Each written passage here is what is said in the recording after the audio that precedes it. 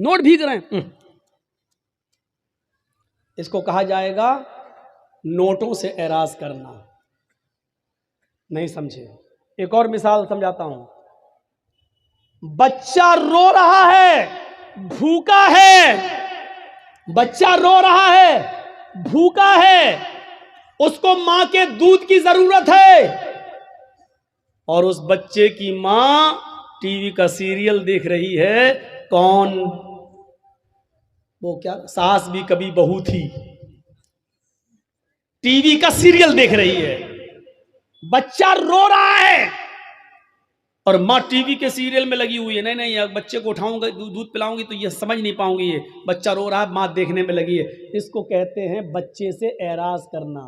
یعنی ماں کو ٹی وی کے سیریل کی فکر زیادہ ہے, بچے کی فکر زیادہ نہیں ہے. حالانکہ بچے کو پھینک نہیں رہی ہے, بچے کو بھگا نہیں رہی ہے, بچے کو گھر سے مار بھی نہیں, ہٹ چپ چپ پہلے دیکھنے دے, چپ چپ, مار بھی نہیں رہی, لیکن رونے دے رہی ہے, پرواہ نہیں کر رہی ہے, ٹی وی دیکھنے میں لگی ہے. اس کو کیا کہا جائے گا؟ اس نے بچے سے منہ پھیر لیا, اس نے بچے سے اعراض کر لیا. سمجھ گئے نا؟ مثلا گھر میں آگ لگ گئی ہے, ہم کرکٹ کھیل رہے ہیں, کسی نے بتایا تمہارے گھر میں آگ لگ گئی ہے, فوراً کرکٹ چھوڑ کے ہمیں گھر جانا چاہیے. جتنا بچ گیا اس کو بچانا چاہیے, جتنا جل گیا اس کے بنانے کی فکر ہونی چاہیے کہ نہیں ہم اس کو بنائیں. اس کی فکر نہیں کر رہا ہے. جو کچھ بچ سکتا ہے پانی وانی ڈال کے اس کو بچانا چاہیے, لیکن نہیں بچا رہا ہے, کرکٹ کھیلنے میں لگا ہے. اس کا مطلب کیا ہے؟ اس نے اپنے گھر سے اعراض کر لیا. اب سمجھ گئے ہوں گے آپ کہ نماز سے اعراض کا مطلب کیا ہے. نماز سے اعراض کا مطلب یہ ہے, یہاں ہم کیرم بورڈ کھیل رہے ہیں اور وہاں مؤذن کہہ رہا اللہ اکبر اللہ اکبر. ہم اللہ اکبر کی آواز سن کر بھی کیرم بورڈ کھیلنے میں لگے ہیں. اس کا مطلب یہ ہے کہ ہم نے نماز سے اعراض کر لیا ہے. ہم نماز کا انکار نہیں کر رہے ہیں, لیکن نماز کے وقت ہم نماز پڑھنے نہیں جا رہے ہیں. یہ ہے نماز سے اعراض. یہاں میچ ہو رہا ہے, انڈیا پاکستان کا میچ آ رہا ہے, یہاں اذان کی آواز آتی ہے حی علی الصلاۃ, آؤ نماز کے لیے. ہم سوچ رہے ہیں یار 5 اوور باقی رہ گیا ہے, ہم یہ دیکھ لیں. اگر یہ نہیں دیکھیں گے, اگر نماز پڑھنے جاتے ہیں تو میچ کا لطف نہیں لے پائیں گے. کون ہارا کون جیتا یہ تو پتہ چل جائے گا, لیکن میچ کا ایک ایک بال کا جو مزہ لینا ہے اور ایک ایک بیٹ شاٹ کا جو مزہ لینا وہ دیکھ کر ہی ملے گا. ہمیں معلوم ہے 5 اوور بہ گئے ہیں, لیکن 5 اوور کے دیکھنے کے چکر میں ہماری جماعت چلی جائے گی. ایسے موقع پر جماعت کو نظر انداز کر دینا اور میچ کو دیکھتے رہنا, یہ ہے نماز سے اعراض. یہ ہے نماز سے اعراض.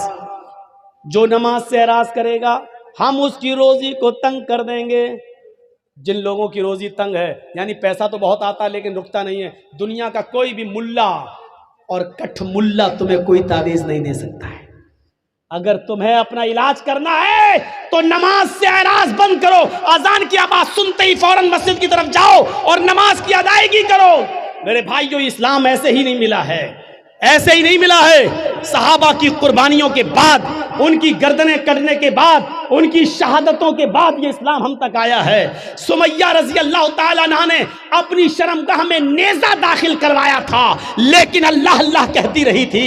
اس کے دونوں پیر باندھ دیے گئے تھے, چیر دی گئی جسم سے 2 ٹکڑے کر دیے گئے, لیکن اسلام کو نہیں چھوڑا.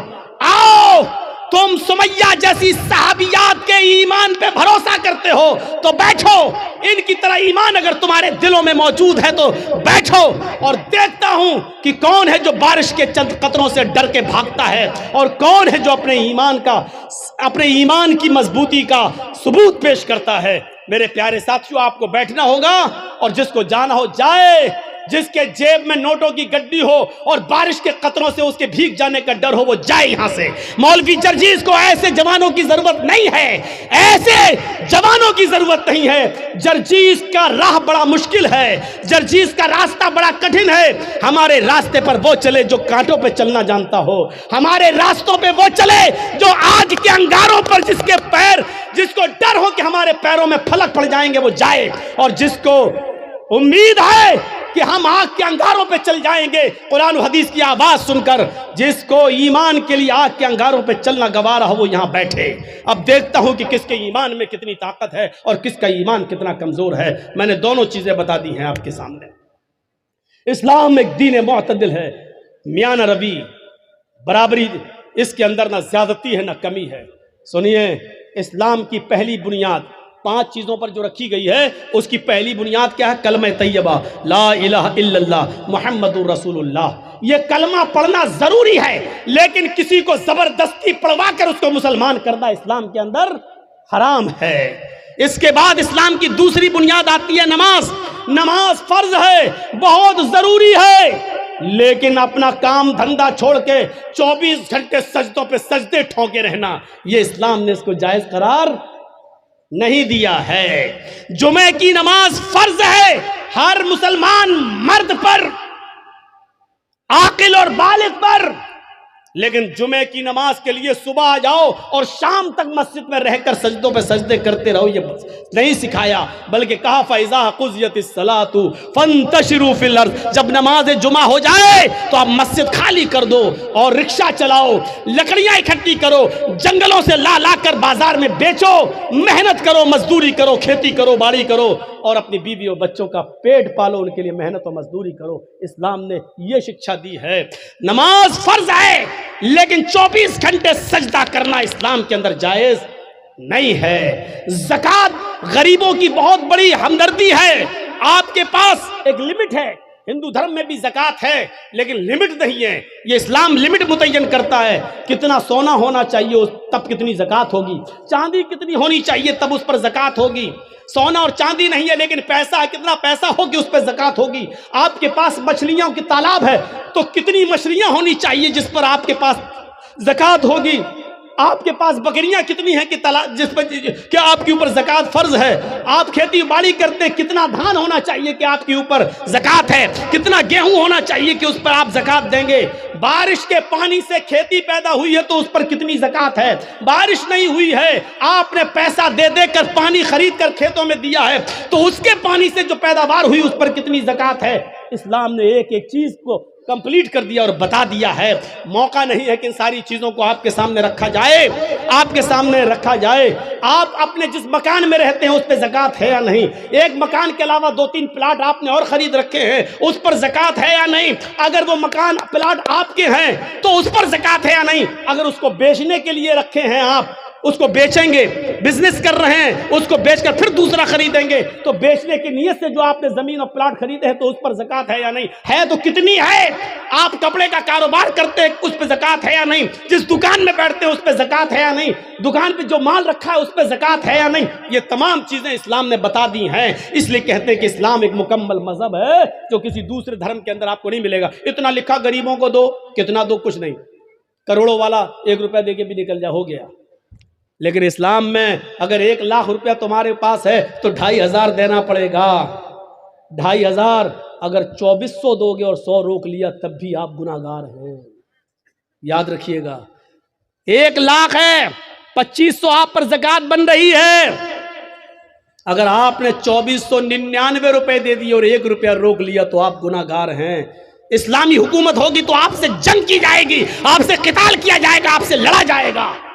اگر آپ 1 روپیہ دینے سے منع کریں گے تو آپ کے خلاف جہاد کیا جائے گا۔ میرے بھائیوں سوچو، یہ اسلامی رولز ہیں۔ یہ بڑے بیٹھے بڑے بڑے چودھری اور سرمایہ دار، بڑی بڑی بلڈنگوں کے مالک، آج جن کے پاس کروڑوں کی ملکیتیں ہیں، حساب لو تم زکوٰۃ دیتے ہو یا نہیں دیتے ہو اپنے مال کی پوری پوری۔ اسلامی حکومت ہوتی تو زبردستی لے لیا جاتا، نہیں ہے۔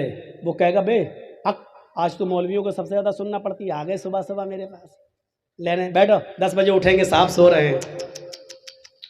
اللہ کا شکر ادا کرو کہ ان مولویوں نے تمہارے لیے بہت آسانی پیدا کر دی، ورنہ ذمہ داری تمہاری تھی مدرسوں میں پیسہ پہنچانے کی۔ یہ تمہارے گھر آ کر تمہیں عذاب الہی سے بچا رہے ہیں، تمہارے گھر آ کر، اور تم ان مولویوں کے بارے میں کہتے ہو کہ جاؤ صبح آنا، جاؤ 10 بجے آنا، ابھی ہم سو رہے ہیں۔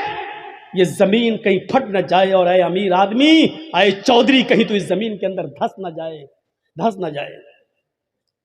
مولویوں کی 2 سال کرونا رہا، کبھی آپ نے سوچا علماء کا کیا ہوا بیچاروں کا؟ جو مدرسے بند ہوئے ان کا بارے میں سوچا کبھی آپ؟ ایک مولانا صاحب مسجد میں دعا کر رہے ہیں، وہ ویڈیو بڑا وائرل ہو رہا ہے۔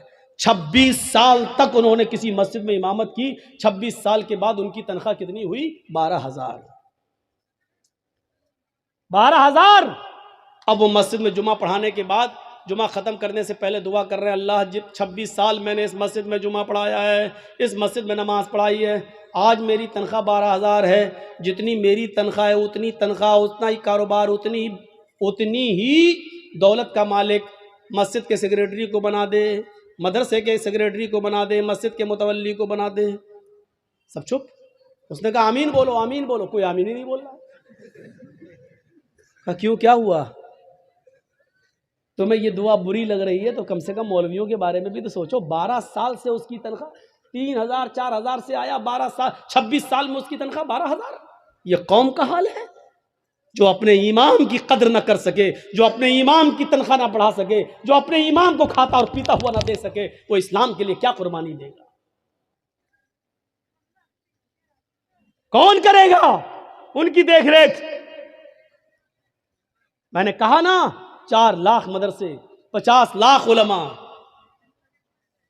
نتیجہ 2% مسلمان۔ نماز فرض ہے، دن بھر مصلی بچھا کر نماز پڑھنے کی اجازت نہیں۔ زکوٰۃ فرض ہے، لیکن اسلام نے یہ بھی نہیں کہا کہ تمہارے پاس جو کچھ سب غریبوں میں دے دو اور خود فقیر بن جاؤ، یہ بھی جائز نہیں ہے۔ دیکھ رہے ہیں آپ، اور جو ایسا کرتا ہے وہ بیوقوف و پاگل ہے۔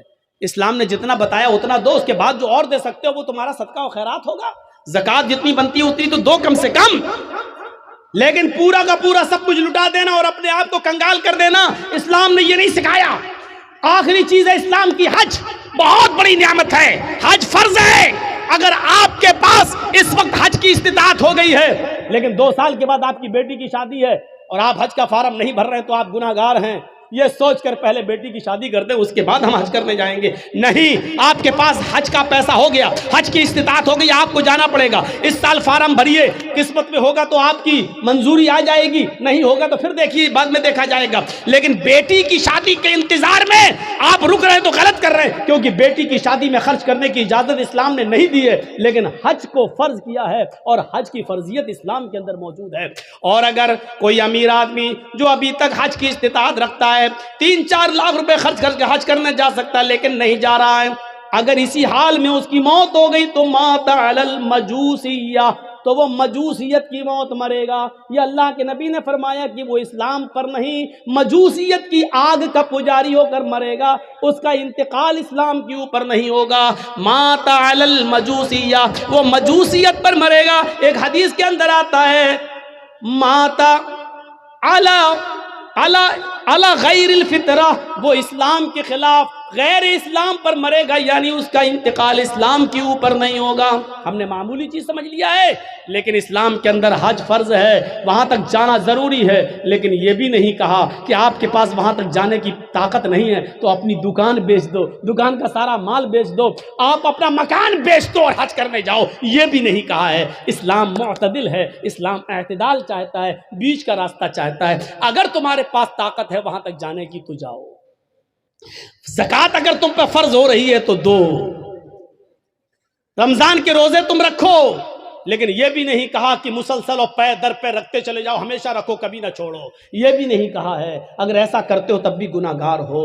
تو یہ اسلام معتدل ہے، اعتدال اس کے اندر ہے، میان روی اور بیچ کا راستہ ہے۔ اسلام دین السہل ہے، یہ آسانی چاہتا ہے۔ میں جانتا ہوں کہ نماز فرض ہے، کسی بھی حال میں معاف نہیں ہے، لیکن مولانا جرجیز کو کرسی سے باندھ دیا گیا ہے، کچھ گنڈے ہم سے جے شری رام کے نعرے لگوا رہے ہیں، مار رہے ہیں، اسی وقت اذان کی آواز آتی ہے اللہ اکبر اللہ اکبر، جرجیز صاحب نماز اس وقت بھی معاف نہیں۔ دیکھ رہے ہیں آپ،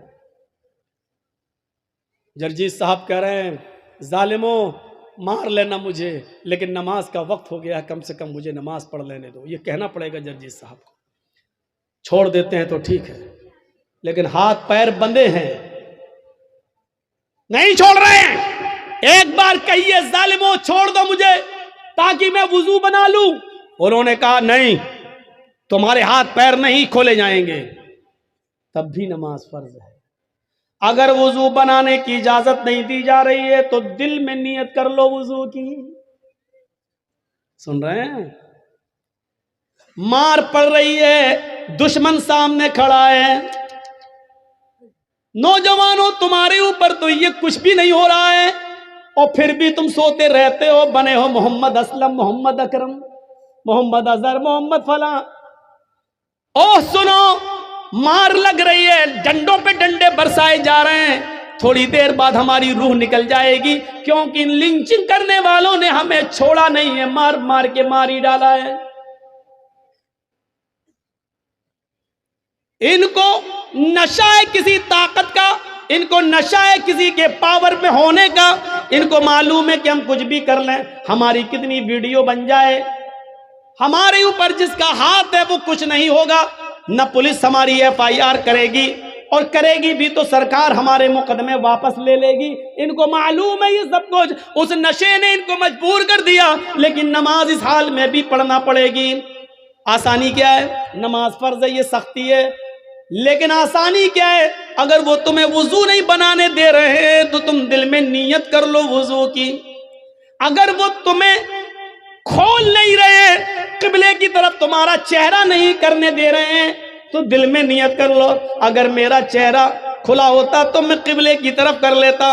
اے اللہ، میرے لیے قبلہ آج بدلنے کی طاقت نہیں ہے، میرے لیے یہ لوگ میرا چہرہ قبلے کی طرف نہیں کر سکتے، لیکن اینما تولوا وجوہکم، ہم جہاں کہیں بھی ہیں، جس طرف بھی میرا چہرہ ہے، تو اپنے علم کے اعتبار سے ہر جگہ ہے۔